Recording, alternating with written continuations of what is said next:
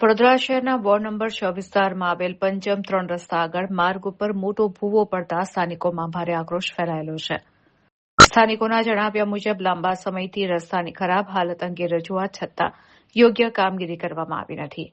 હાલમાં પડેલા વિશાળ ભૂવાને કારણે વાહન ચાલકો અને રાહદારીઓ માટે અકસ્માતનો ભય ઉભો થયો છે. સ્થાનિક લોકોએ આક્ષેપ કર્યો છે કે ભ્રષ્ટાચાર અને બેદરકારીને કારણે વિકાસના નામે માત્ર દેખાવ કરવામાં આવ્યો છે, જ્યારે વાસ્તવિક સમસ્યાઓ યથાવત રહી છે. ખાસ કરીને વરસાદી મોસમ પહેલા રસ્તાની મજબૂતી અંગે કામ થવું જોઈએ, પરંતુ પૂરતી તકેદારી લેવામાં આવી નથી. વિસ્તારમાં રહીશોનું કહેવું છે કે વારંવારની ફરિયાદો છતાં અધિકારીઓ દ્વારા માત્ર કાગળ પરની કાર્યવાહી કરવામાં આવી રહી છે.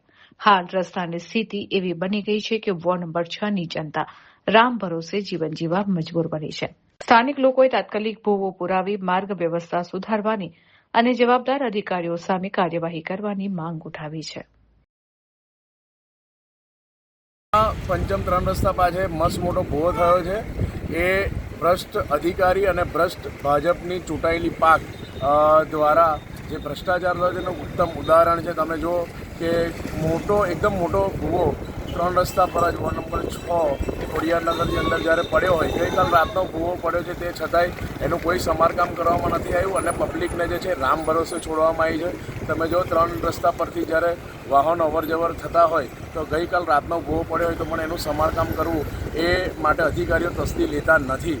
તો વહેલી તકે અમે અધિકારીઓને અનુરોધ કરીએ છીએ કે તમારી જેટલી પણ તમે ભ્રષ્ટાચાર કરતો એ વાત હોય એ ઠીક છે, પણ તમારે જ્યારે આ રીતે રોડ પર ભૂવા પડ્યા હોય તો લોકોનો જીવ જોખમમાં ના મૂકી આ કામગીરી જલ્દીથી થાય એવી અમારી અપીલ છે. અગર આ કામ કરવામાં નહીં આવે તો આનું જે પરિણામ છે એ તમારા વોર્ડ ઓફિસમાં તમે જોઈ શકશો એવી અમારી આશા સાથે તમને વિનંતી છે.